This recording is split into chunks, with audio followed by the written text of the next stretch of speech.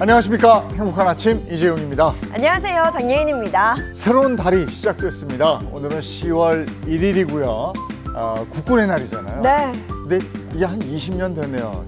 예전 같은 공휴일이었는데 2006년에 관련법이 개정이 되면서 공휴일이 아니고 기념일로 지정이 됐습니다. 네, 그렇습니다. 올해는 건군 77주년을 맞아서 민군 통합 태권도 시범과 블랙 이글스 축하 비행 행사가 진행되고요. 뿐만 아니라 국민과 장병 77명이 함께 제작한 대형 캘리그라피가 게시될 예정이라고 합니다. 한층 더 의미 있는 국군의 날이 되지 않을까 싶습니다.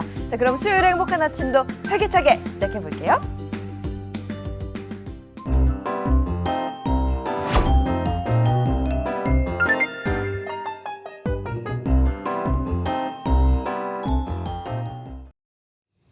네, 수요일 국군의 날 아침에는 어떤 소식이 들어와 있을까요? 모닝픽부터 시작하겠습니다. 김성환 평론가와 함께하죠. 어서 오세요. 네, 안녕하세요. 안녕하세요. 네, 첫 번째 모닝픽 어떤 겁니까? 첫 번째 모닝픽 정상화는 언제쯤입니다. 네, 지난 26일에 발생한 국가정보자원관리원의 화재 사고의 여파가 계속되고 있습니다. 지금 현재 복구율은 어느 정도죠? 요즘 그 불난 것 때문에요. 네네. 공무원들이 20년 전으로 되돌아간 것 같다고 얘기를 하잖아요. USB에 파일을 담아가지고 공무원들 사이에 전달을 하기도 하고요. 팩스를 보내는 경우도 있다고 합니다. 그만큼 민원인들의 불편도 커지고 있다 이렇게 볼 수가 있는데요. 중앙재난안전대책본부에 따르면 어제 밤 10시를 기준으로 전체 시스템 복구율은 14.6%라고 합니다. 장애가 발생한 시스템 647개 가운데 95개가 그나마 복구가 된 건데요. 좀 다행이라고 할 수 있는 것은 국민 파급력이 큰 1등급 업무 시스템은 38개 가운데 20개가 정상화됐다고 합니다. 네, 그럼 구체적으로 어떤 시스템이 복구된 거예요? 먼저 중단됐던 주민등록증 진위 확인 서비스가 다시 시작이 됐다고 하는데요. 이 정부24, 나라장터, 인터넷 우체국, 우편물류, 조달청, 나라장터 등이 우선적으로 복구가 됐습니다.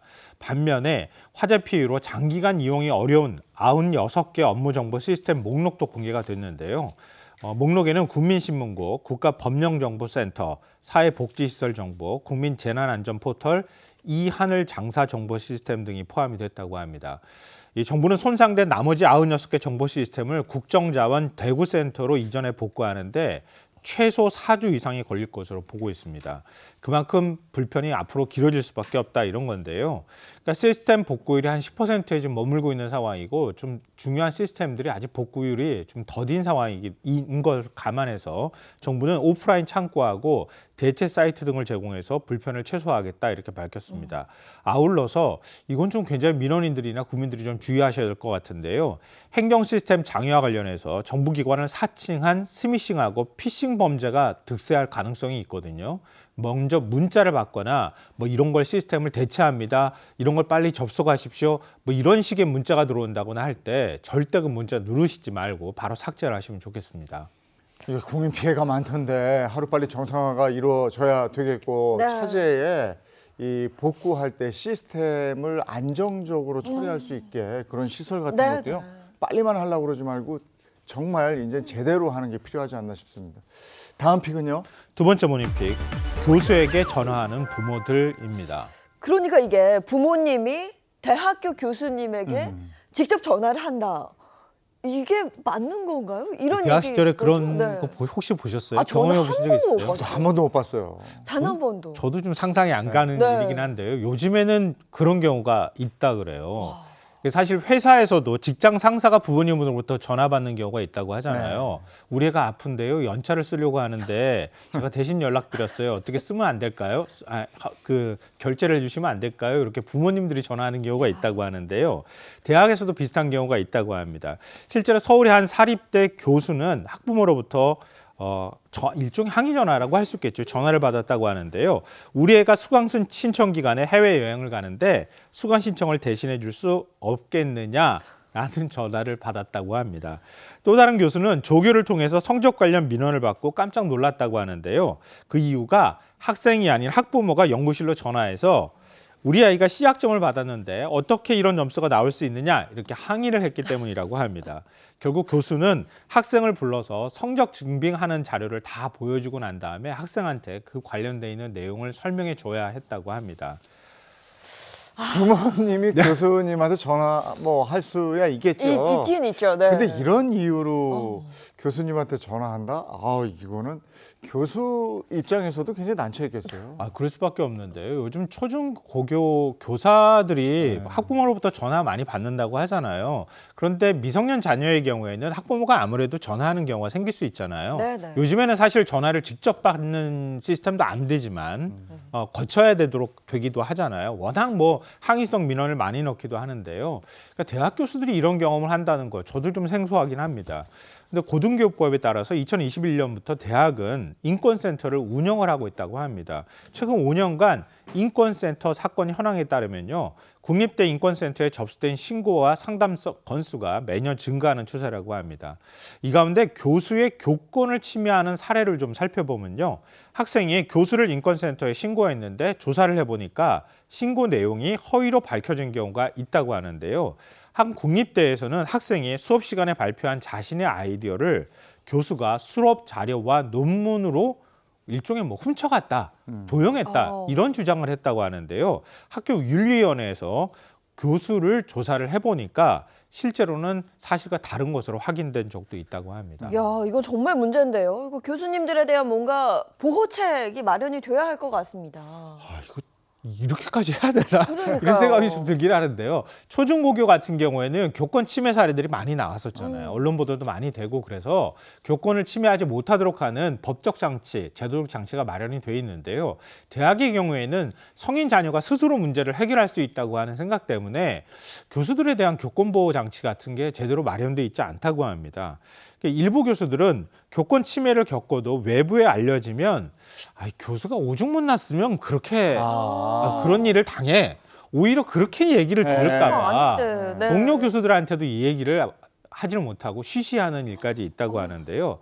최근 일부 대학에서는 교수 노동조합이 결성이 돼서 교권 침해 사례에 대해서 뭐 집단적으로 대응하거나 이런 일들이 있기는 하지만 근데 이것만으로는 좀 부족하다 이런 얘기들이 나오고 있다고 합니다. 이게 좀 서글픈 자화상이라고 해야 되나요? 네. 지금 학부모들이 너무 드세져서 그런가요?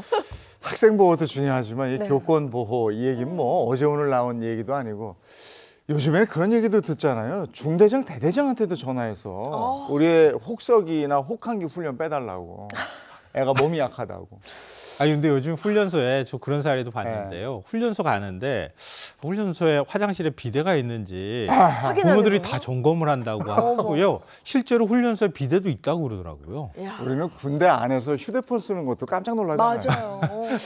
네, 자 다음 모닝픽은요. 세 번째 모닝픽 실업급여 1억 원입니다. 실업급여로 1억 원을 받았다는 건가요? 자세히 좀 전해주시죠. 그렇게 받으면은 좋죠. 근데 그렇게 받았다는 뜻은 아니고요. 반복 수급해서 이 정도 받았다. 이제 굉장히 심각한 사례를 제가 예를 들어서 말씀을 드린 건데요.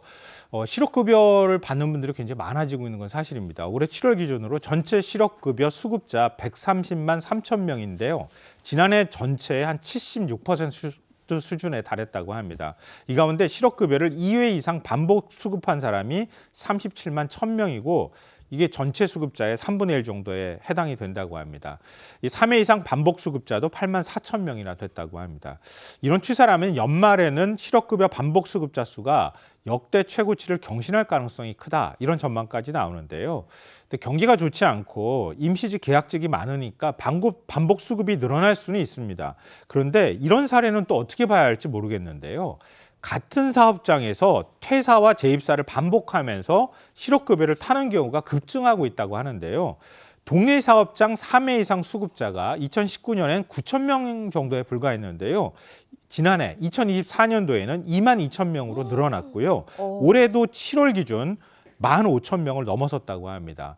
심지어 한 근로자가 같은 회사에서만 무려 21차례 퇴사와 재입사를 반복해서 총 1억 400만 원을 받아간 사례까지 있다고 합니다. 이게 말이 되는 얘기입니까? 이게 반복 수급을 해가지고 1억이 넘는 돈을 넘게. 타갔다.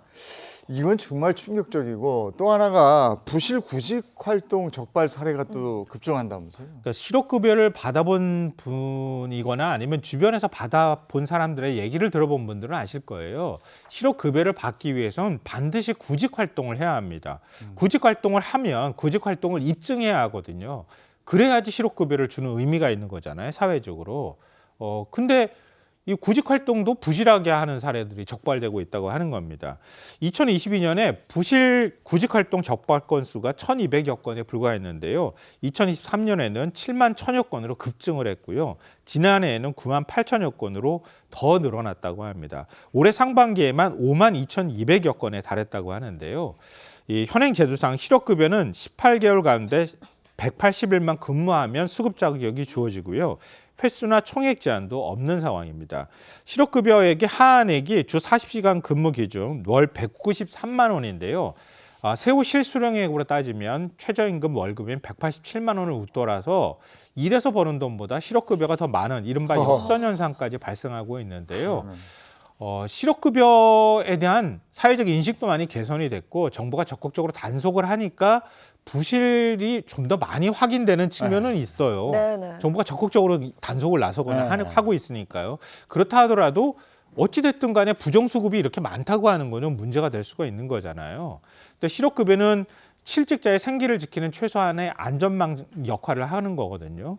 근데 반복 수급을 위한 보조금 역할을 한다고 하는 건 좀 문제가 있으니까요. 사회 안전망을 확대하는 것과 함께 부정수급을 막을 수 있는 적극적인 보완 대책이 마련되는 것도 필요해 보입니다. 근데 이게 진작부터 부정수급에 대한 얘기는 누차례 나왔어요. 맞습니다. 근데 지금 말씀하신 것처럼 이게 다음 직장을 갖기 전에 생계 유지를 위해서 필요한 돈을 국가가 해주는 건데 그렇죠. 요 취지를 또 악용을 해서 그 중간중간에 파고들어서 요걸 또 이용해 먹는 사람들이 있어서 이게 또 문제인데요.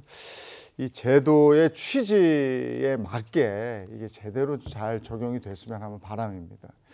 진작에 이런 일이 있었어요. 그렇죠. 네, 다음 픽은요? 네 번째 모닝픽 휴게소 물가 껑충입니다. 생각해보면 이제 어렸을 때 할머니 댁 아무리 오래 걸려도 두렵지가 않았던 게 저는 휴게소 때문이었거든요. 그 고속도로 휴게소 말씀하신 거 맞죠? 네, 맞습니다. 네. 고속도로 휴게소 들리면 주로 어떤 음식 드세요? 저는 호두 과자 늘 사 먹어요.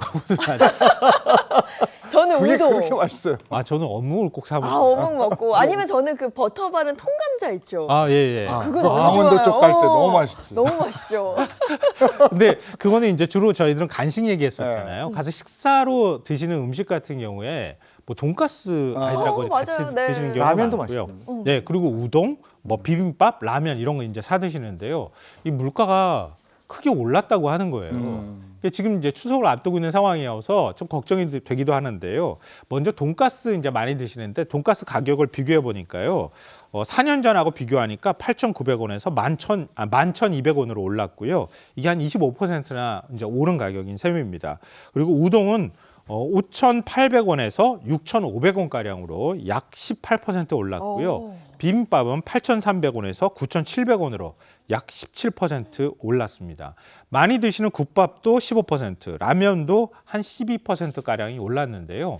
그러면 비빔밥이나 국밥 한 그릇 드시는데 이제 한 10,000원 정도는 그러네요. 감수를 해야 드실 네. 수 있다 이런 얘기가 되는 겁니다. 네. 거기다 그거 먹고 우리가 얘기했던 호두 과자나 뭐 핫도그 뭐 이런 간식 먹잖아요. 그것도 많이 올랐나요? 네, 맞아요. 그러니까 그것까지 같이 드시기에는 부담스러운 가격이 될 수도 있는데요. 가장 인기 있는 호두 과자 15% 상승했고요. 떡꼬치, 핫도그도 한 8%에서 10% 정도 상승했습니다. 또 휴게소 가면은 커피도 또 한 잔 해야 네. 돼요. 그럼요. 졸음이 오니까. 근데 아메리카노 한 잔이 4,000원에서 4,700원으로 가격이 올랐고요. 카페 라떼도 가격이 한 10%가량 올랐다고 합니다. 그러니까 이걸 다 감안을 해보면은요. 추석 귀성길 휴게소에 들려서 가족 3명이 밥 먹고 커피나 음료 마시고 간식까지 사 먹는다. 대략 가격이 얼마쯤 나올까요? 제법 들겠네. 그렇죠. 인당 10,000원이 20만 원 넘으니까. 쓰겠네요. 가격 3명이 이렇게 하면 뭐 5만 원, 7만 원? 그냥 훌쩍 넘는 정도 수준이고. 그럴 것 같네. 밥 먹고 뭐 하고. 밥 한 끼에 한 3만 원 따지고요. 간식에다 커피까지. 아니 그리고 거기에 꼭 애들 뭐 뽑게 하는 게 있어. 500원인가 내고 하는 거. 맞아요. 그런 것도 시켜주려면. 그거 꼭 하려고 그러더라고요. 맞아요. 이거 부담스러운데요. 이거 어떻게 하면 좋습니까? 근데 그래도 그 재미가 있잖아 또. 그렇죠. 그 맛은 또 굉장히 좋으니까. 지나치기 뭐한 그 재미가 있는 거네. 그러니까 고속도로 휴게소 가격이 정말 합리적인지 네. 한번 이번 기회에 점검을 해주셨으면 좋겠어요. 그러네. 정말 점검할 거 많네요. 다 올랐어요, 뭐. 그러게. 예, 오늘 모닝픽 여기까지 하겠습니다. 김성환 평론가와 함께했습니다. 고맙습니다. 네, 고맙습니다. 자, 이어서 오늘 날씨 어떤지 알아보겠습니다. 문단영 기상캐스터, 날씨 전해주세요. 네, 오늘 전국 내륙에는 안개가 짙겠는데요. 시야 확보가 어려울 수 있어 교통안전 유의하셔야겠습니다. 오늘 아침까지 중부 내륙과 호남, 영남 내륙에는 가시거리 200m 미만으로 짙은 안개가 끼는 곳이 있겠습니다. 오늘 전국 하늘은 대체로 맑겠지만 늦은 오후에 경기 북부와 강원 영서 북부에는 소나기가 지나겠는데요. 5mm 안팎으로 빗방울 수준입니다. 한낮 기온은 어제보다 조금 오릅니다. 서울과 대전이 26도, 대구와 부산은 28도를 보이면서 남부지방은 다소 덥게도 느껴지겠습니다. 내일 남부는 차차 흐려져 늦은 밤에 비가 시작됩니다. 연휴가 시작되는 금요일에는 수도권을 제외한 전국에 꽤 많은 양의 비가 내리겠는데요. 이후 일요일에는 수도권과 강원에 비를 뿌리겠고 연휴 내내 맑은 날보다 흐린 날이 많겠습니다. 지금까지 날씨 전해드렸습니다.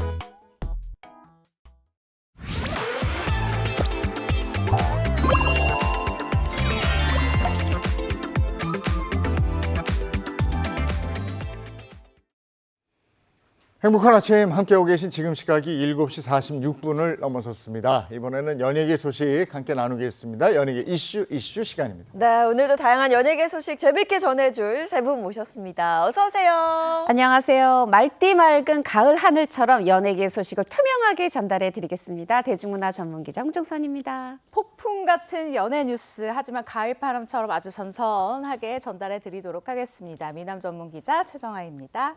네, 일교차보다 큰 아주 큰 가을 날씨, 주때없는 날씨보다요 더 주때 있는 연예계 덕후 박은영입니다. 네, 화제를 모은 연예계 단신부터 시작하겠습니다. 연예계 업 앤 다운 시간입니다. 네, 연예계 업앤다운 10월 첫째 주 첫째 날입니다. 오늘의 업앤다운은요 안타깝게도 다운만 두 가지가 있는데요. 바로 이 다운 키워드 만취운전 그리고 강제주행 실형 이 두 가지가 선정됐습니다. 네, 그러면 첫 번째 다운 키워드죠. 만취운전. 주인공이 누굴까요? 다시 한번 또 사회면에 오른 연예인입니다. 바로 개그맨 이진호 씨인데요. 지난 24일 새벽이었어요. 이 개그맨 이진호 씨가 무려 인천에서 경기도 양평에 있는 자택까지 만취 상태로 운전하다 경찰에 검거돼 큰 충격을 안겼습니다. 네, 그런데 이진호 씨를 음주운전으로 신고한 사람 역시 의외의 인물이었는데요. 바로 이진호 씨의 여자친구였습니다.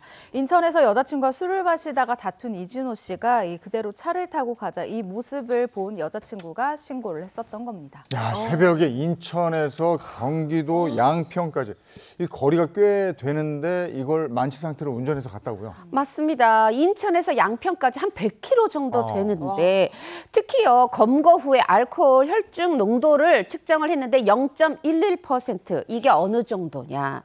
이 정도 되면은 신호등이고 경적이고 표지판이고 제대로 파악할 수 없는 사고 위험이 아주 높아지는 사실요 면허 취소 수준이 0.08 이상이거든요.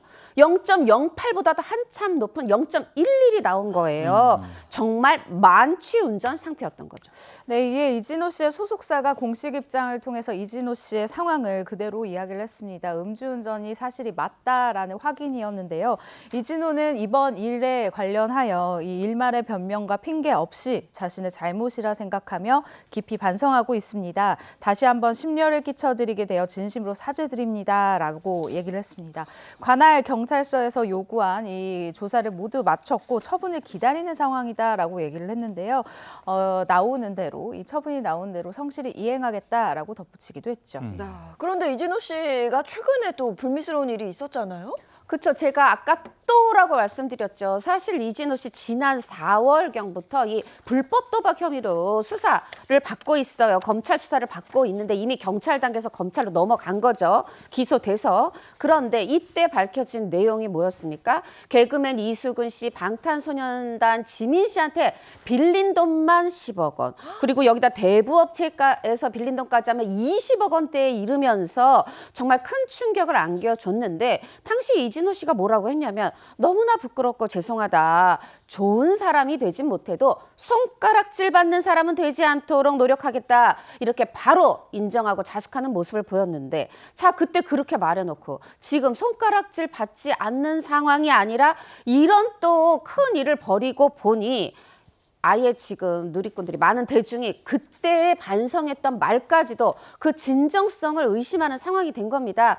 이 정도 되면 개그맨 이진호 씨의 연예계 복귀 한 발 더 멀어졌다. 이런 해석이 나오고 있습니다. 네, 또 다른 다운 키워드가 있습니다. 강제추행 시정. 이건 또 무슨 소리입니까? 네, 배우 선우은숙 씨의 친언니를 강제추행한 혐의로 실형을 확정받은 인물이죠. 바로 방송인 유영재 씨의 소식입니다. 일단 라디오 DJ로 중장년층에게 큰 인기를 얻었었던 방송인 유영재 씨. 지난 2023년 3월부터 10월까지요. 총 5차례에 걸쳐서 선우은숙 씨의 이 친언니를 강제 추행한 혐의를 받아서 이 재판에 넘겨지게 됐었는데요. 지난 1월입니다. 1심에서 징역 2년 6개월의 이 형을 선고받은 후에 도망갈 염려가 있다라는 이 법원의 판단하에 법정 구속이 됐었죠. 여기에 40시간의 이 성폭력 치료 프로그램 이수와 아동 장애인 기간 이 관련 기간 취업 제한을 5년을 선고받은 상황입니다. 결국 당시에 계속해서 혐의를 부인해 오던 유영재 씨가 항소심에서는 결국 이 공소 사실을 인정을 했고요. 2심을 거쳐서 지난 25일 대법원 판결까지 원심 그대로 확정이 돼서 징역 1년 6개월 실형을 확정받게 됐습니다. 네, 이 사건이 더 충격적이었던 이유가요. 선우은숙 씨의 친언니를 상대로 범행을 했다. 이 부분이 아닐까 싶습니다. 맞습니다. 사실 이제 선우은숙 씨가 배우 이영하 씨랑 이혼하고 나서 사실 요때 좀 중요하거든요. 근데 그때 초고속으로 한 전화 통화만 일주일 하다가 이렇게 유영재 씨랑 결혼을 했고 1년 6개월 만에 파경을 맞았어요. 그냥 조금 급하게 했던 결혼 빠르게 끝나서 잘 됐다 요 정도 분위기인 줄 알았는데 이 이후에 두 사람의 결혼 생활에 숨겨진 사실이 드러나기 시작했던 겁니다. 처형이었던 선우은숙 씨 언니에게 이 유영재 씨가 어떤 강제추행을 했던 사실이 드러났고 이게 사실로 뭐 이렇게 폭로만 된 게 아니고요. 실제로 성폭력 범죄의 처벌 등에 관한 특례법 위반, 그것도 친족관계에 의한 강제추행 혐의로 그런 혐의를 받을 수 있는 범죄가 일어났던 겁니다. 여기에 이 선우은숙 씨는 사실 이걸 뒤늦게 알았어요. 언니가 동생의 두 번째 결혼을 어떻게 보면 지켜주려는 마음에 얘기를 하지 않다가 이 이혼했던 걸 다시 되돌리려고 하자 이때 말한 겁니다. 그러면서 여기서 또 하나 선우은숙 씨가 칼을 빼든 게 있었죠. 사실혼 관계를 숨기고 나와 결혼했다. 그러니까 결혼 자체가 무효다. 무효 소송을 냈지만 법원의 판단은 이미 이혼했으므로 이 부분은 각하를 했는데 바로 그 친족 관계에 의한 강제추행이 유죄가 된 겁니다.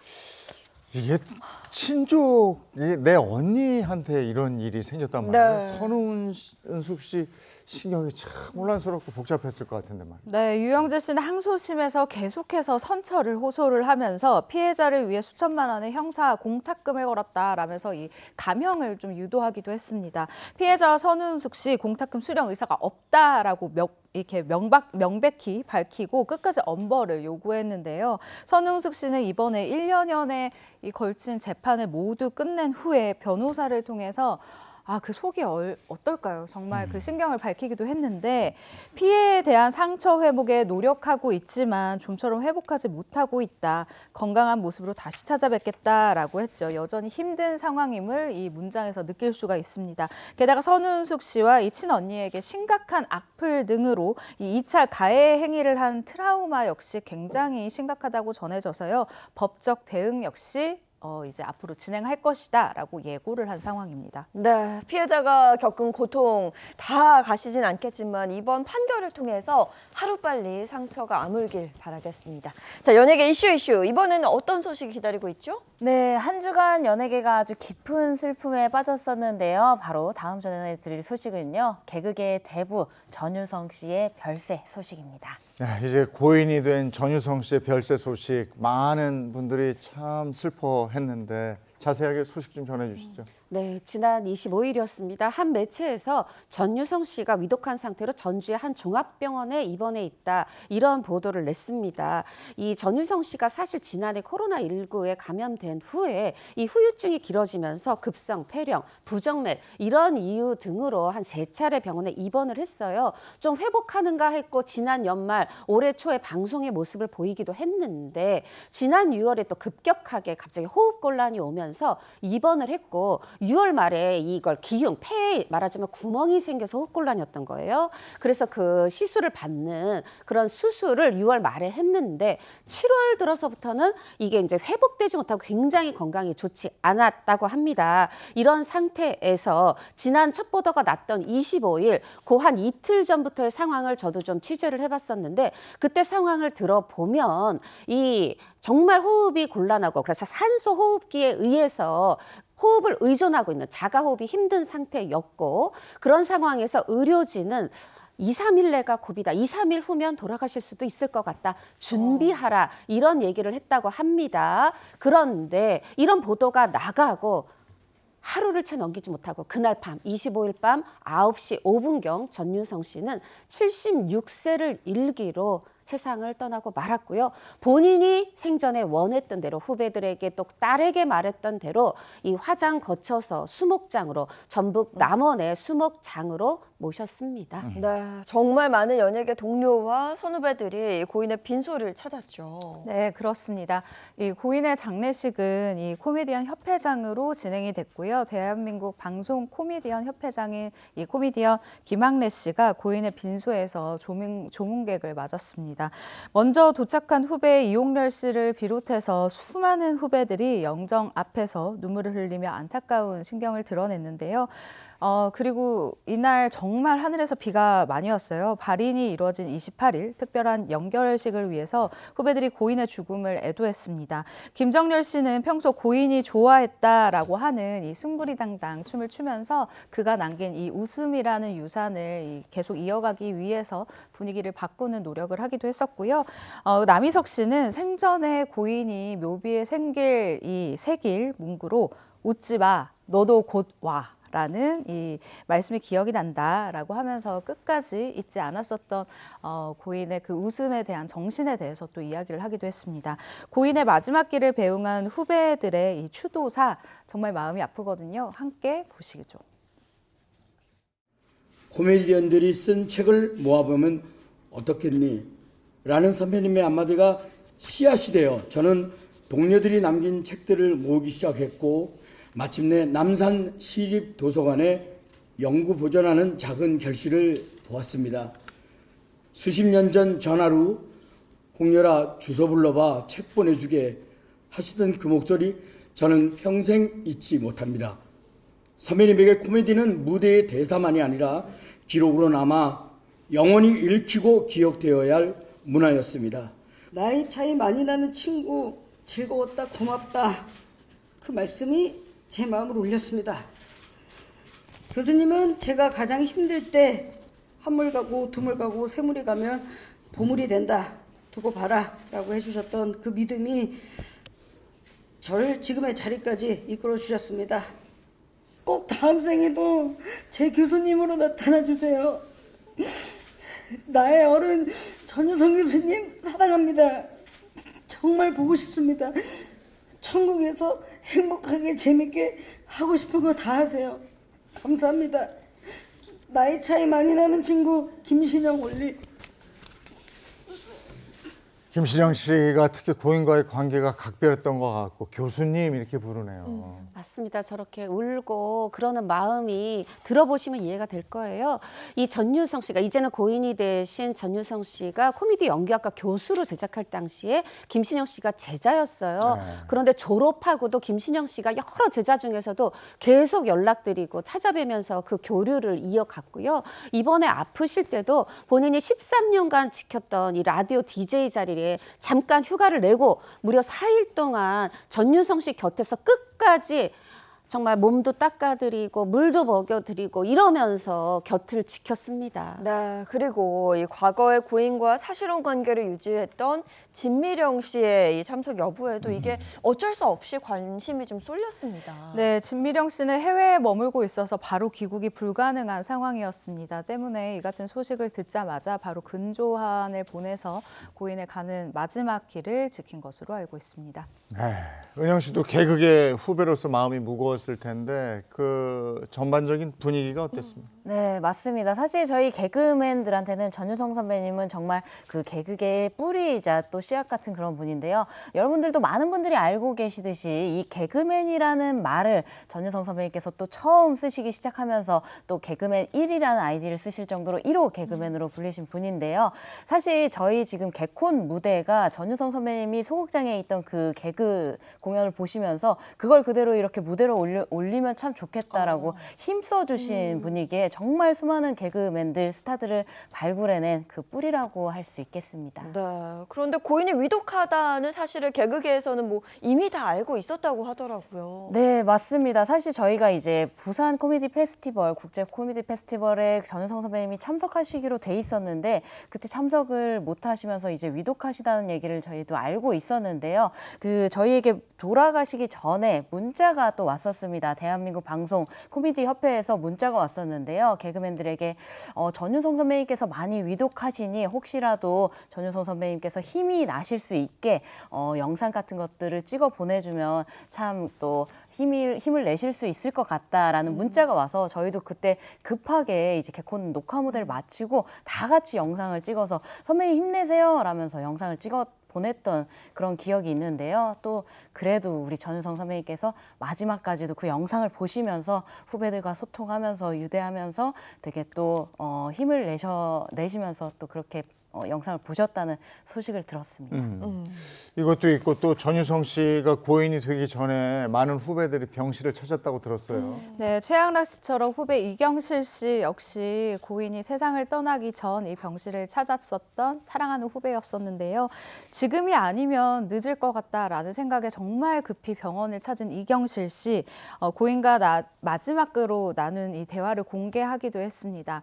전유성 씨가 이경실 씨에게 경실아 와줘서 고맙고 난 너희들이 늘 자랑스럽다 건강해라 라고 하니 이경실 씨가 우리도 오빠가 있어 늘 든든했죠. 그리고 먼저 전화해서 챙겨주는 오빠가 늘 고마웠어요. 이렇게 감사 인사를 했다고 합니다. 그러자 전유성 씨가 아니야 내가 더 고마워 라고 하면서 한마디라도 더 전하려고 이 고마운 마음을 전하기 위해 애썼다라는 이 사실이 다시 한번 알려지기도 했습니다. 이 고 전유성 씨가 폐기흉으로 이렇게 호흡을 못하는 가운데도 이 병문안 갔던 김학래 씨 얘기를 들어보니까 후배들이 오면 의식이 또렷해서 어떻게든 그러니까 발음이 정확하지 않더라도 이렇게 말을 계속 나누셨다고 해요. 예를 들면 이경실 씨가 이렇게 몸에 이제 열이 나니까 찬수건으로 열을 내리는 모습을 보면서 오빠 섹시하게 누워 계시네 이렇게 가볍게 했더니 너희들 뭐라고 이러고 있지 이렇게 받아치시기도 하고 또 이 코미디 협회장이 김학래 씨한테는 난 곧 죽어. 먼저 가 있을 테니 곧 와. 가서 만나자. 이렇게 얘기하시면서 끝까지 어떤 대선배로서의 모습, 어른으로서의 모습, 이 의연함을 잃지 않으셨다고 합니다. 정말 뼛속까지 개그맨이다. 이런 생각이 딱 드는데요. 이런 고인이기 때문에 동료들과 후배들까지 굉장히 더 안타깝게 느낄 것 같습니다. 정말 끝까지 코미디만 생각하는 분이었던 것 같아요. 사실 고 전유성 씨는 지난 9월 초에 열린 부산 국제 코미디 페스티벌이라는 이 굉장히 큰 행사가 있습니다. 이 행사에 코미디 북 콘서트를 기획해서 후배 이용렬 씨 그리고 정선희 씨와 함께 무대에 오를 예정이었었는데요. 갑작스럽게 건강이 악화되면서 이를 급히 취소하게 됩니다. 이렇게 고인은 건강이 좋지 않은 상황에서도 개그맨으로서의 꿈 그리고 후배들에게 좋은 영향을 주기 위해서 끝까지 노력한 이 인물로 꼽히고 있는데요. 1년 전에 고인이 한 너튜브 채널에 이 출연을 해서 이야기를 했었던 게 있어요. 준비해봤습니다. 함께 들어보시죠. 하고 싶은 꿈은 있으신 거죠? 그렇죠. 이제 뭐 예를 들어서 뭐 에스컬레이터 같은 데서 공연 한번 해봤으면 좋겠다. 아, 에스컬레이터 올라가고 내려오는 데 있잖아. 쫙 오르는 그러면 밤 12시 돼가지고 올드랭 사인을 부르면서 올라가고 왜? 새 아침이 밝은 노래로 이제 이렇게 저기서 내려오면서 뭐 노래를 한다든가 그러면 재밌을 것 같다. 뭐 이런. 아직도 아이디어가 많으시네. 계속 연구를 하시는 거. 다른 선배님은 막 양나가 오래간만에도 무슨 말씀을 좋은 말씀을 하셔요. 그런데 다 옛날에 이미 들었던 얘기예요. 영건 씨. 근데 형님은 늘 이연세에도 새로운 이야기. 그래서 야, 저는 양나가 이제 이건 어떠냐? 새로운 거. 항상 그 새로운 아이디어가 쏟아지는 네. 예, 그런 개그맨이셨고 그래서 선후배들이 무척 존경하는 선배 개그맨 추모의 글도 많이 남겼다고요. 네, 많은데 그중에서 소개해드리면 또 전유성 씨의 또 다른 제자입니다. 조세호 씨가 SNS에 글을 남겼어요. 제가 교수님의 후배일 수 있어서 제자일 수 있어서 너무 행복했고 감사했습니다. 그리고 마지막으로 말씀하셨던 잘 지내라는 말이 귀에 선하다 이렇게 전했는데요. 사실 이제 조세호 씨하고 특별한 인연이 있죠. 지난해 그래도 그때는 건강했던 모습으로 조세호 씨 결혼에 주례를 서주셨어요. 그래서 조세호 씨가 이렇게 추모글도 올리고 이렇게 함께했던 그런 사진도 올리면서 애도의 뜻을 표했는데 또 개그맨 조혜련 씨도 SNS에 힘든 국민들이 웃을 수 있게 개그를 만들어줘서 감사하다, 존경한다, 천국에서 다시 만나자 이런 추모글을 남기기도 했고 그 외에도 뭐 후배 박준영 씨, 신봉선 씨, 김영철 씨, 또 박나래 씨 이런 분들이 애도의 뜻을 전했습니다. 고인과 오랜 인연을 이어온 스타들의 추모도 이어졌습니다. 먼저 가수 양희은 씨인데요. 양희은 씨는 SNS를 통해서 1970년 청개구리에서 첫 무대를 본 사이, 55년을 지켜본 사이라면서 며칠 전 뵐 때만 해도 마지막일 줄 몰랐다. 회복되면 제일 먼저 찾아오겠다고 약속했는데 라면서 애도의 마음을 뜻했습니다. 가수 남궁 옥분 씨 역시 SNS를 통해서 유성처럼 별이 되다. 코미디언들한테는 북극성 같은 존재였다라면서 이 마지막으로 나눈 대화를 공개를 했습니다. 또한 이문세 씨 역시 밴쿠버 공연을 앞두고 전해들었다라고 하면서요. 음악을 하고 방송을 할 수 있게 길을 열어주고 큰 사랑을 주셨던 전유성 형님이라는 이 글로 함께 감사함과 그리움을 전했습니다.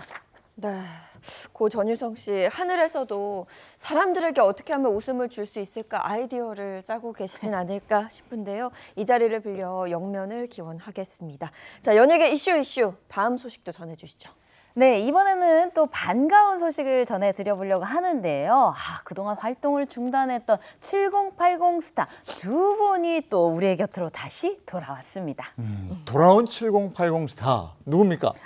바로 유열의 음악 앨범을 통해서요. 아주 감미로운 목소리로 아침을 또 열어주셨던 분이죠. 가수 유열 씨가 최근 활동을 또 재개해 많은 화제가 되고 있습니다. 네, 저희가 전에 유열 씨 관련해서 소식을 전해드렸지만 유열 씨가 건강이 굉장히 좋지 않았잖아요. 이제는 잘 이제 회복이 된 건가요? 좀 많이 회복된 것 같아요. 좀 말씀 다시 드려보면 이 유열 씨가 지난 2019년에 폐섬유종 진단을 받았습니다. 이 폐섬유종이라는 게 폐에 염증이 생겼다 사라졌다 이걸 반복하면서 폐가 굳어가는 그러다 보니까 호흡이 힘든 이런 병인데 지난해에는 중환자실까지 갈 정도로 생명의 위기도 왔었다고 해요. 이제 그런 가운데 사실 이 폐섬유증이 생존율이 막 3, 4년밖에 되지 않고 회복하기 어려운 질병이고 이러다 보니까 유열 씨 역시 투병 중에는요 몸무게가 40kg대까지 빠지고 또 사망설 이런 가짜 소문까지 사망설 정도가 사실은 막 사망했다 이런 정말 가짜 정보입니다. 이런 잘못된 소문도 퍼질 정도로 그런데 그런 게 퍼질 만큼 또 좋지도 않은 상황이었는데 그렇게 사람들 사이에 사망설이 퍼질 때 어떤 한 영상이 2023년에 공개가 됐어요. 이 어떤 이제 본인의 그런 투병 과정 그래도 좀 나아지고 있습니다. 이런 거를 좀 종교인들 앞에서 나누는 그 얘기하는 모습이었는데 너무 수척해진 모습이라 많은 분들이 놀라셨죠. 그러고 나서 좀 잘 지내시나 했는데 이 지난해 7월에 폐 이식 수술을 다행히 이식을 받아서 이 유열 씨가 극적으로 회복을 하기 시작한 겁니다. 그러면서 1년이 지난 8월쯤에 이 동료인 가수 남궁옥분 씨가 SNS를 통해서 이제는 노래를 할 만큼 이 회복됐어요 하면서 유열 씨 또 영상을 공개하면서 많은 팬들이 와 진짜 이제 좋아졌나 보다 기대를 모으고 있는 상황이고 지금 지난 8월에도 또 다큐멘터리 그 주옥 같은 그 목소리로 또 다큐멘터리의 내레이션으로 참여를 하면서 가수로서는 아니지만 일단 먼저 공식적 활동을 시작한 모습입니다. 유열 씨는 부드러운 미소와 부드러운 목소리가 트레이드 마크죠. 근데 지금 화면에서 보셨겠습니다만 수척해진 모습을 보면서 많은 팬들이 아이고 어떡하나 네. 했었는데 그때는 유열 씨도 굉장히 속이 안 좋고 속상하고 그랬을 것 같아요. 네, 맞습니다. 게다가 유열 씨는요, 이 폐 이식 수술 같은 경우에 2차례가 무산이 된 바가 있어요. 정말 우여곡절 끝에 3번째 폐 이식을 받게 됐는데 이때도 사실 병원에서는 한 2, 3주 정도는 버틸 것 같은데 그 다음 잘 모르겠다. 이 2, 3주가 너무 중요하다라고 얘기를 했대요. 그 이유가 이 병원에서 처음에 수술한 다음 한 4, 5일 정도는 거의 심정지와 유사한 상황이 몇 번 있었다라는 겁니다. 그래서 유열 씨는 이 아들과 이 아내를 위해서 유언장까지 써놓을 정도였다라고 하는데 하지만 다행히 유열 씨 이 시기 너무 잘 극복했고요. 약 반년간에 걸친 병원 생활을 끝내고 중환자실 의료진에게 이 맡겨준 유언장을 손에 든 채 퇴원을 할 수 있게 됐습니다. 네, 근데 이렇게 힘든 수술을 마치고 좀 천천히 쉬면서 복귀할 수도 있었을 텐데 이렇게 좀 다소 빠르게 복귀하는 특별한 이유가 있을까요? 유열 씨가 인터뷰에서 밝힌 내용인데요. 많은 분들의 사랑을 받은 만큼 많이 나누는 삶을 살고 싶다. 그러면서 제가 조금 아까는 나레이터로서의 출발을 말씀드렸는데 이번엔 노래를 합니다. 어떻게 노래를 하냐면 장기를 기증한 가족이 있고 또 그걸 받은 수혜자가 있잖아요. 네네. 그분들이 모여서 생명의 소리 합창단이라는 그게 이제 형성돼 있고 정기적으로 공연을 하거든요. 그 정기 무대 공연에 오른다고 해요. 말하자면 퇴원 후에 처음으로 이 대중 앞에 많은 분들 앞에서 노래를 하는 모습을 보이게 되는 건데 그리고 때마침 이 내년이 유열 씨 데뷔 40주년이라 그래요. 그래서 그 40주년을 또 가수 유열의 인생을 조명해보는 TV 프로그램이 지금 준비되고 있어서 그 녹화도 진행되고 있다고 하니까 저희가 곧 유열 씨 모습도 볼 수 있겠네요. 유열 씨의 멋진 목소리를 다시 들을 수 있게 돼서 정말 다행입니다. 네. 유열 씨와 함께 다시 복귀하는 7080 누가 있습니까? 아, 이렇게 선선한 바람이 불 때면 생각나는 노래가 하나 있죠. 제이 스치는 바람에. 맞습니다. 바로 제이에게 주인공 가수 이선희 씨가요. 글쎄 파격적인 복귀를 알려서 아주 팬들이 깜짝 놀랐다고 합니다. 오, 근데 파격적인 복귀다? 이게 네. 무슨 말일까요? 일단 이선희 씨 하면 시청자 여러분들은 어떤 이미지가 떠오르세요? 저 같은 경우는 뭔가 이렇게 마이크를 딱 잡고 안경을 쓰고 있는 모범생 같은 이미지가 딱 떠오르거든요. 네. 그런데 이선희 씨한테 이런 모습이 있을 줄은 저 역시도 몰랐고 여러분도 몰랐을 겁니다. 사진 한 장을 준비했는데요. 함께 보시죠. 지금 이 사진 속에 이선희 씨 뭘 하고 있는지 딱 보시면은 뭔가 앞에 뭐가 있죠, 기계가. 이게 맞아요. 헤드셋을 딱 목에 건 채 디제잉을 준비하는 모습입니다. 이선희 씨 활동 복귀 시작 바로 DJ였습니다. 아, 이거 뭐 전혀 상상하지 못했던 모습인데 저기가 무대인 것 같은데 언제부터 DJ로 변신한 거예요? 그쵸. 시청자분들도 오, 저 사람이 이선희 맞아 하면서 텔레비전 앞으로 막 가까이 오셨을 것 같은데 이선희 씨 맞습니다. 저 모습은 지난달 20일에 있었던 EDM 축제, 일렉트로닉 댄스 뮤직 이 축제에서의 이선희 씨 모습인데요. 여기서 노래한 거 아니고 디제잉을 한 거예요. 이 DJ로서 첫 무대를 선보였는데요. 정말 폭발적 반응이었던 게 이게 사실 이제 영상도 이렇게 저희가 좀 봤는데 이렇게 보시면 이 헤드셋을 헤어밴드로 올렸다가 올백머리 했다가 목에다 걸었다 리듬에 맞춰서 이렇게 몸을 흔들면서 정말 이 디제잉에 열중하는 모습으로 그 현장을 아주 흥을 끌어올렸는데요. 이 주최 측은 인생에서 어떤 나이든 새로운 도전에 나선다면 그 순간이 바로 리즈다 이런 생각을 전파하기 위해서 이 가수 이선희 씨의 파격적인 변신 무대를 선보였다 이렇게 밝혔습니다. 네. 저는 DJ 하면 그 DJ 쿠 구준엽 씨가 가장 먼저 맞아요. 하는데 이렇게 DJ로 변신한 스타들이 좀 있죠. 맞습니다. 우리 예인 MC가 얘기를 해준 것처럼 DJ 쿠 구준엽 씨를 비롯해서요. 배우 류승범 씨, 장근석 씨, 김민준 씨, 소녀시대 효연 씨, 그리고 쿨의 김성수 씨, 개그우먼 박나래 씨 등 굉장히 다양한 스타가 이 디제잉에 도전을 하고 있는데요. 특히 김민준 씨와 류승범 씨의 디제잉 실력이 워낙 유명해서 과거부터 유명한 축제에 이제 초대를 받기도 했었다고 해요. 이선희 씨가 올해 이 무대에 올랐었던 바로 이 축제 같은 경우에는 13년 전에 이 아시아 프린스로 불리는 장근석 씨가 먼저 무대에 올랐거든요. 이 한류 스타답게 또 이 일본의 2대 록 페스티벌 중 하나이자 아시아 최대 규모의 음악 축제였던 썸머 소닉 등 이 저명한 축제에 참여하기도 했죠. 아, 여기서 잠시만요. 우리 DJ들은 다 예명을 쓰는 거 여러분들 알고 계시죠? 지금 말씀하신 그 스타분들도 다 DJ 예명을 쓰고 계시는데요. 류승범 씨는 DJ 류, 그리고 김민준 씨는 DJ 베스퍼, 그리고 소녀시대 효연 씨는 DJ 효, 그리고 쿨의 김성수 씨는 DJ 쿨입니다. 여기서 바로 깜짝 퀴즈 나갑니다. 우리 DJ 이선희 씨의 예명은 무엇일까요? DJ 이름이 선이니까 써니. DJ 이선희.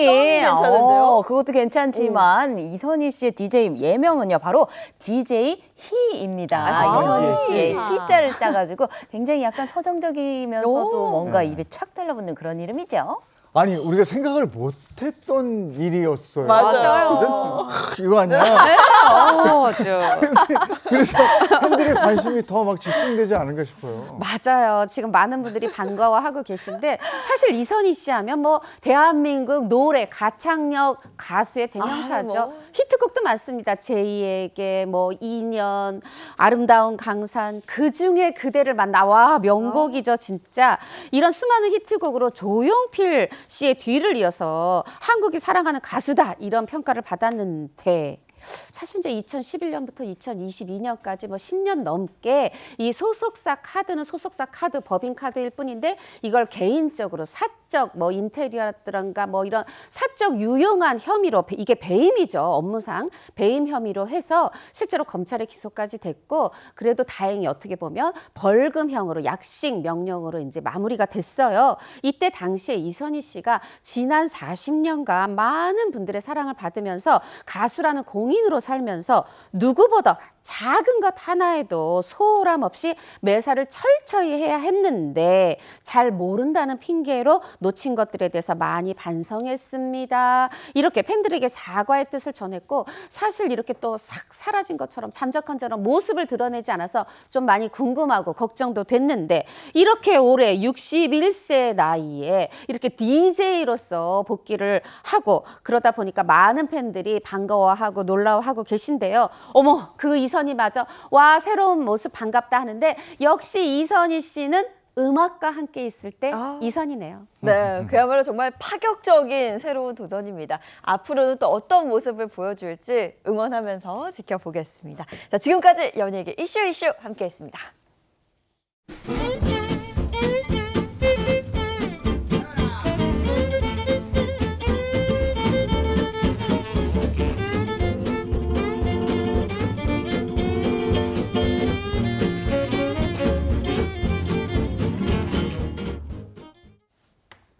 지금부터는 스타들의 인생 얘기를 풀어보는 시간입니다. 토크로 풀어보는 스타들의 인생 극장 시간인데요. 오늘의 주인공은 누굽니까?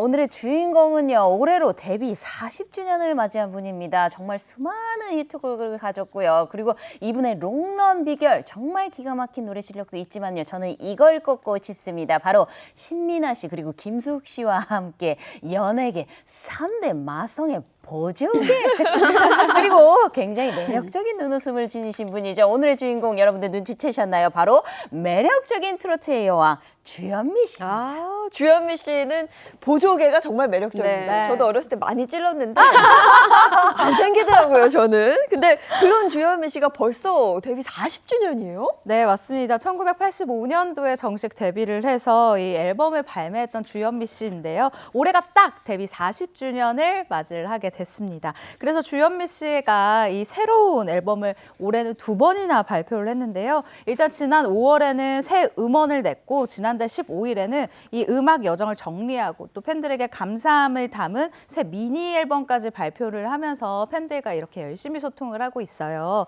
특히 이번 앨범 같은 경우는 바람 바람 바람 이 노래를 부른 가수 겸 작곡가 이 김범용 씨가 전곡을 작곡을 해서 팬들의 눈과 귀를 사로잡고 있습니다. 네, 데뷔 40주년을 맞은 주현미 씨의 인생 여정을 한번 살펴보도록 하겠습니다. 주현미 씨는 독특한 창법으로 많은 분들의 사랑을 받고 있는데 어릴 때도 이렇게 노래를 잘했나요? 잘했다 그래요. 사실 이제 주현미 씨가 화교라는 사실은 널리 알려져 있죠. 한의사인 중국인 아버지, 한국인 어머니 사이에서 장녀로 태어났습니다. 장녀인 이유 조금 있다가 다시 말씀드릴 테니까 요거 기억을 해주시고요. 이렇게 보면은 노래하고 전혀 인연이 없어 보이지만 사실 주현미 씨 어렸을 때부터 입안에 이미 집안에서 꼬마 가수였고요. 집안에서 끝나지 않았습니다. 초등학교 4학년 때. 이 성인들하고 겨루는 이 대회에서 이미자 씨의 모창으로 무려 성인들 경쟁자를 제치고 대상을 받으면서 전국구 신동, 이 노래 신동으로 떠올랐는데 사실 이제 이미자 씨랑 조항조 씨랑 주현미 씨랑 함께 이미자 씨의 마지막 콘서트 무대 있었잖아요. 그 시작이 이미 이때 초등학교 4학년 때였다. 야. 이미자 모창을 그렇게 잘했답니다. 그러니까 떡잎부터 달랐던 거예요. 네. 그리고 주현미 씨의 이런 특별한 재능을 또 알아봐준 분이 있었다고 합니다. 네, 주현미 씨의 재능을 가장 먼저 알아본 바로 그 분에 대한 내용은요. 주현미 씨 라이브로 들어볼 수 있습니다. 함께 보시죠. 당신의 그 깊은 사랑을 이제서야 알아갑니다. 무거운 그 발걸음에 숨겨진 그 마음 몰라봤네요.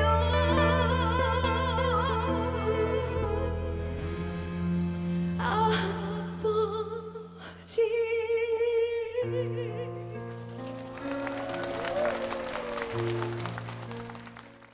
주현미 씨 아버님은 어떤 분이셨어요? 제가 노래하는 걸 그 누구보다도 자랑스럽게 생각을 해주셨고, 아기 때 우리 집안에 꼬마 가수라고 이제 친척분들이 뭐 집에 놀러 오신다거나 아니면 명절 때 이렇게 모인다거나 그러면 가족 모임 할 때 늘 우리 현미 노래 좀 들어보라고 그래서 저를 노래를 시켜줬어요. 시켜줬어요. 그래서 지금 생각해 보면 아버지가 그러니까 자기 자식의 그런 재능을 너무 자랑스러우셨던 거죠. 네, 그쵸? 정확히 알아주셨던 보여주고 싶고 네. 혹시 그때 주현미 씨 인생에 아버지가 안 계셨더라면 가수가 그랬을 되지 거예요. 않았을 수도 있겠네요. 네, 그런데 이런 그 제가 가수가 돼서 이런 많은 사랑을 받고 이렇게 노래를 원 없이 하고 있는 이런 모습은 아버지께서 못 보셨어요. 일찍 돌아가셨어요. 네. 항상 마음에 그렇죠. 네, 저도 나이 들고 저도 아이들이 크고 그러다 보니까 이 노래 아버지 노래 가사처럼 그때는 정말 왜 몰랐을까 그런 가장이라는 그 쓸쓸한 외롭고 쓸쓸한 그 자리에 대한 그런 안타까움 이런 것들이 뼈저리게 와 닿죠. 주현미 씨의 아버지가 딸의 재능을 먼저 알아봤군요. 그렇습니다. 주현미 씨 아버지는요, 일찌감치 딸의 남다른 이 가창력에 대한, 이 노래 소화력에 대한 부분에 대해서 빠르게 캐치를 하고요. 심지어 기념 앨범까지 만들어줬습니다. 이때 나이가 중2밖에 되지 않았어요. 당시 작곡가 정종택 씨가 이 발표한 노래집에서 12곡이 실렸는데 그중에 무려 절반인 6곡을 중2인 이 아주 어린 소녀가 다 소화를 했었던 거예요. 와, 당시에 중학생 소녀였던 그 주현미 씨의 목소리 궁금하시죠? 그래서 준비했습니다. 오늘의 DJ 영이에요. 오늘 행하 음악다방. 우리 주현미 씨의 목소리가 담긴 첫 앨범이죠. 고향의 품에 들려드릴게요.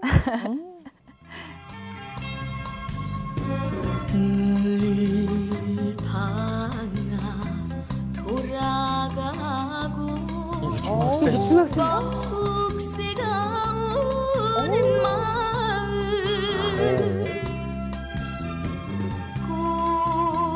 꽃향기 풀냄새에 내 사랑이 피던 마을. 이야. 야, 우리가 들으면서도 이게 중학생이에요 그랬잖아요. 야, 대단하다. 약간의 애땜은 느껴지지만 그래도 네. 와, 이 실력이 진짜 대단합니다. 그러면 이때부터 가수 활동을 시작을 한 거예요? 아니 이렇게 잘했으면 사실 승승장구해야 되죠. 네. 그쵸? 근데 앨범은 냈지만 가수로서 활동할 수가 없었어요.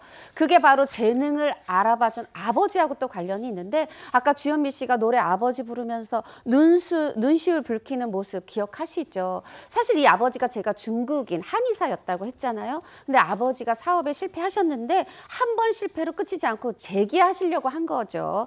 한국과 이 해외를 계속 오가면서 사업을 하는데 계속 연이은 실패. 그러면서 가족들이 뿔뿔이 흩어지고 제가 아까 주현미 씨 장녀라고 했죠. 말씀드린 이유가 있어요. 주현미 씨가 동생들까지 돌봐야 하는 이런 상황에서 가수 활동을 할 수가 없었던 겁니다. 그러면서 주현미 씨는 이 아버지를 원망했던 이 세월이 또 길기도 했다고 했는데 이 주현미 씨 아버지가요 후에 이 손자 손녀들한테 너네 엄마가 이 주현미가 얼마나 대단한 사람인 줄 알아? 이거를 계속 정신교육, 주입교육을 시켰을 만큼 딸을 자랑스럽게 생각하셨다고 했는데 아까 말씀 주현미 씨가 본인이 한 것처럼 이 잘 나가는 스타의 모습은 못 보고 돌아가셨잖아요. 그러다 보니까 아버지 노래 부르면서 어떤 애증, 또 뒤늦은 이해, 회한 이런 게 뒤섞인 눈물이 아니었던가 싶네요. 그리고 주현미 씨를 대표하는 키워드가 또 있죠. 약사 출신 가수인데. 맞아요. 아니 이 와중에 또 공부도 잘했다고. 네. 이렇게 잠시 노래를 뒤로 했던 이 주현미 씨가 공부에 전념해서요 중앙대 약학과에 입학을 하게 됩니다. 그런데 그 끼가 어디 가나요? 입학하고 나서도 노래를 너무 하고 싶은 거예요. 노래가 너무 좋았던 주현미 씨가 어떤 선택을 하냐면 이 동기 약대생들이 있던 밴드 동아리에 여성 보컬로 딱 들어가게 된 거예요. 이 1981년도에 강변 축제라고 불린 이 강변 가요제까지 결국 출전을 하게 되는데요. 약대생 밴드답게 이름도 독특합니다. 이 영어로는 진생 라딕스, 인삼뿌리다. 이런 이름을 가진 너무 귀여운 밴드인데요.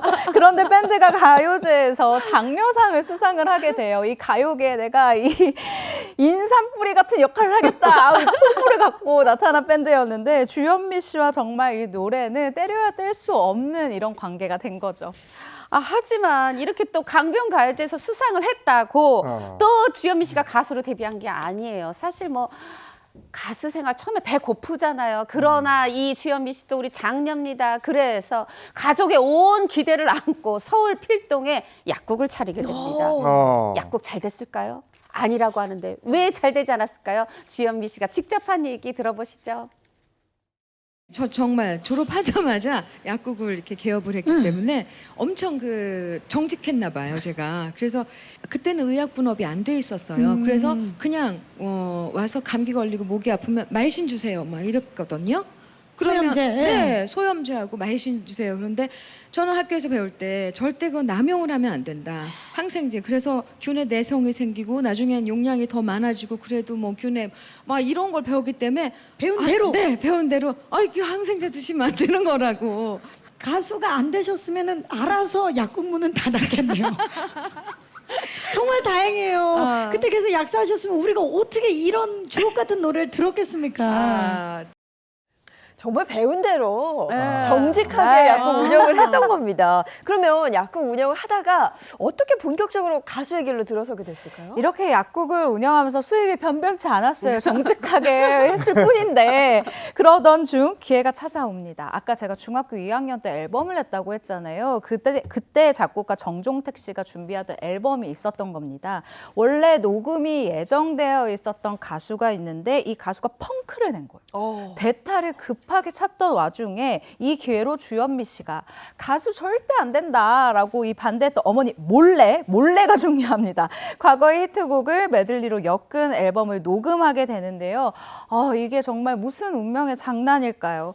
이 앨범이 엄청난 히트를 기록하게 되면서 왜 당시에 리어카에서 앨범이 많이 팔리는지 바로 이 길보드 차트 1위라고 하잖아요. 이 길보드 차트 1위를 하게 되고 이 일을 계기로 주현미 씨가 그야말로 쭉쭉쭉쭉 이 활동을 하게 되는데 음반 발매가 또 그 다음이었습니다. 이쯤에서 또 DJ 영이 나올 차례죠. 자, 바야흐로 1985년입니다. 그때 또 주현미 씨의 이름을 건 첫 단독 정규 앨범이 나옵니다. 그때부터요, 그 데뷔 연도부터 해가지고 아주 어마어마한 히트곡이 나오는데요. 제가 또 음악 띄워드릴게요.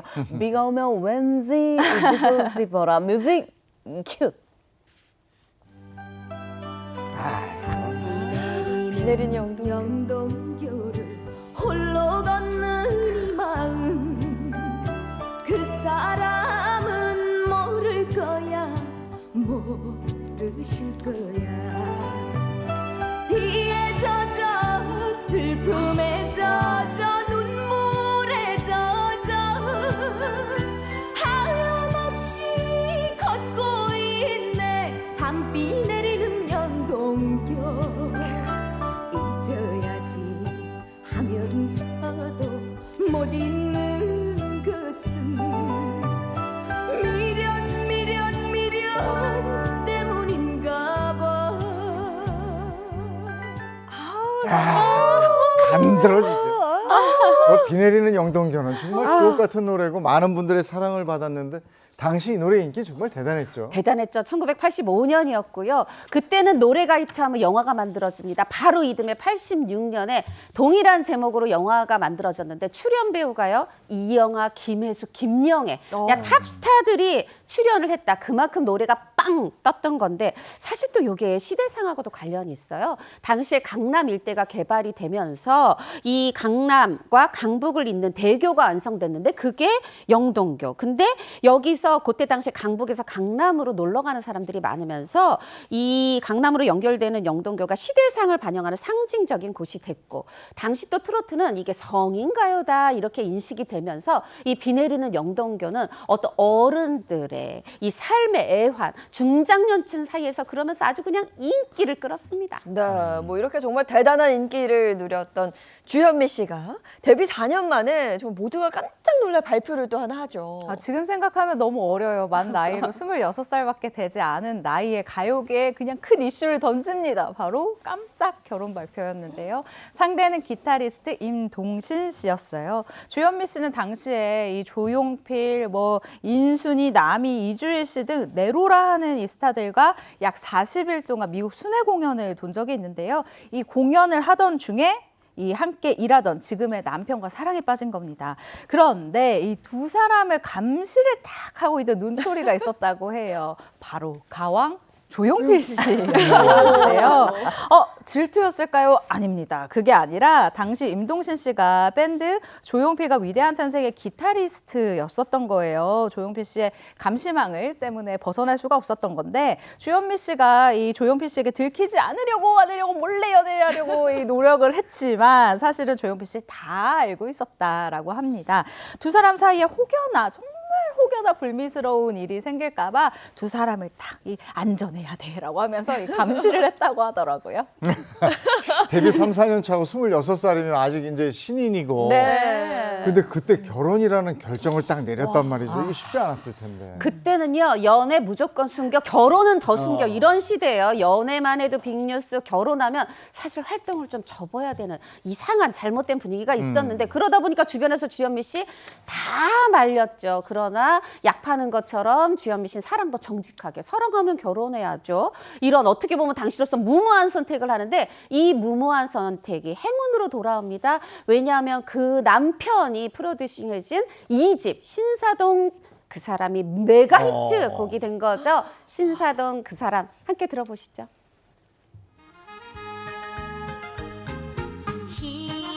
희미한 불빛 사이로 마주치는 그 눈길 피할 수 없어 나도 몰래 사랑을 느끼며 만났던 그 사람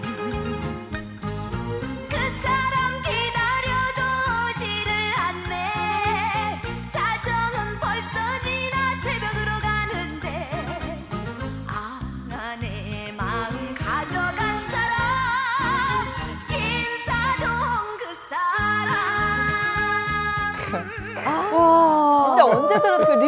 같이 하게 되잖아요. 신사동 그 사람, 이게 주현미 씨가 결혼을 발표한 후에 나온 노래인데 이게 또 메가 히트를 했단 말이죠. 걱정이나 우려가 한 방에 싹 씻겨 나갔을 것 같은데요. 맞습니다. 마주치는 그 인기 피할 수 없어. 그 당시에 정말 신사동 그 사람의 그 인기를 가늠할 수 있는 그런 설문조사를 제가 또 준비를 해봤는데요. 글쎄 1988년 한국인이 가장 좋아하는 대중가요 1위를 묻는 질문에서요. 글쎄 아니 이상은 씨의 담다디와 그리고 이치현과 번님들의 집시 여인 이걸 물리치고요. 신사동 그 사람이 1위를 차지했습니다. 와, 다 대단한 곡들인데 그 중에서도 1위라는 거죠. 네, 맞습니다. 특히 신사동 그 사람은요, 이 주현미 씨의 남편이 이 앨범을 총괄 기획을 하면서 한 이 앨범의 수록곡이라는 것이 더 의미가 깊은데요. 사실 이 노래는 앨범에서 가장 마지막에 원래 있었던 거잖아요. 이거 끼워 넣은 이 곡이라는 거예요. 하지만 이 당시 뜨고 있던 영동붐 그리고 새로운 리듬으로 인해 이 앨범에서 중심곡으로 딱 떠오르는 이 영웅이 됐고요. 이 노래가 큰 인기를 얻게 되자 당시 정통 트로트가 굉장히 히트였었는데 이 분위기가 좀 바뀌어요. 빠른 템포의 트로트로 이 가요계의 흐름까지 바꾸게 되는 이 곡이 됩니다.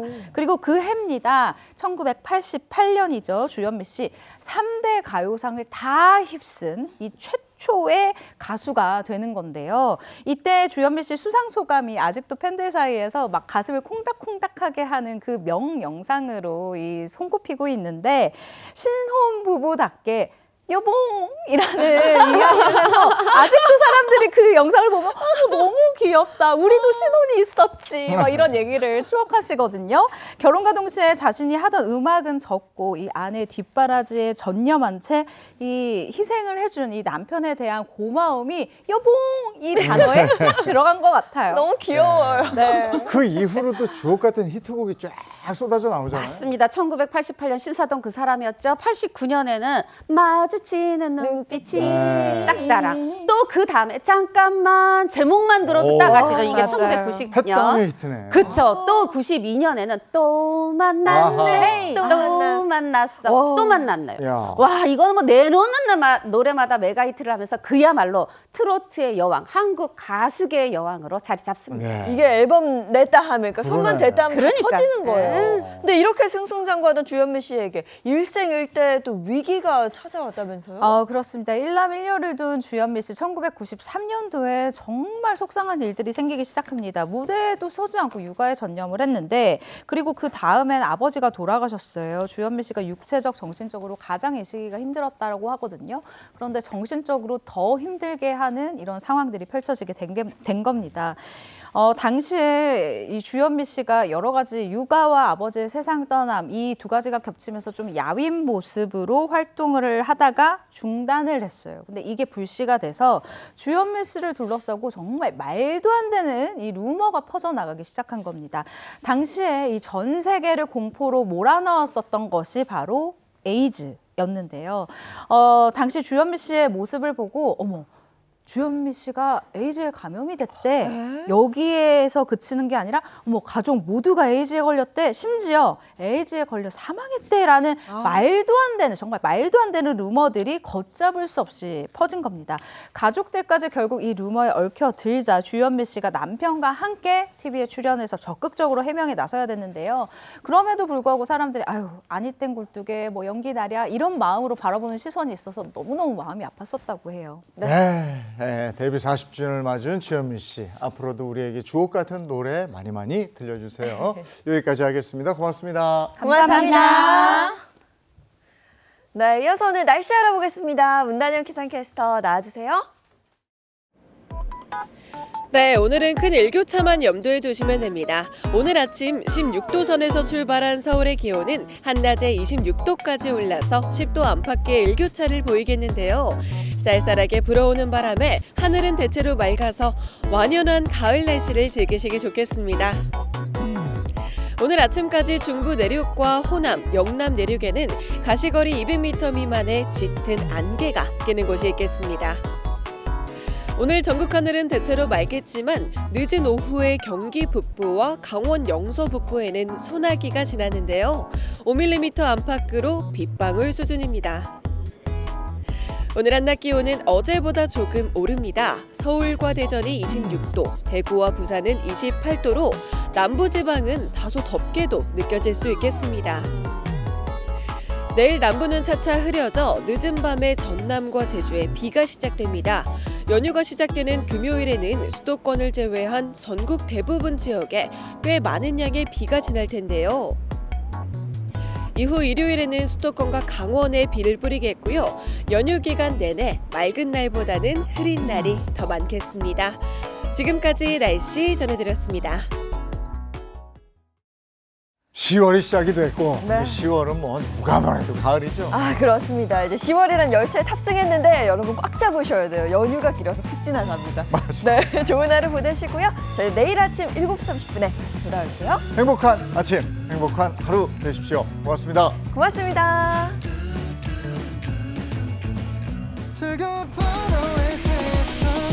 Save the next channel A.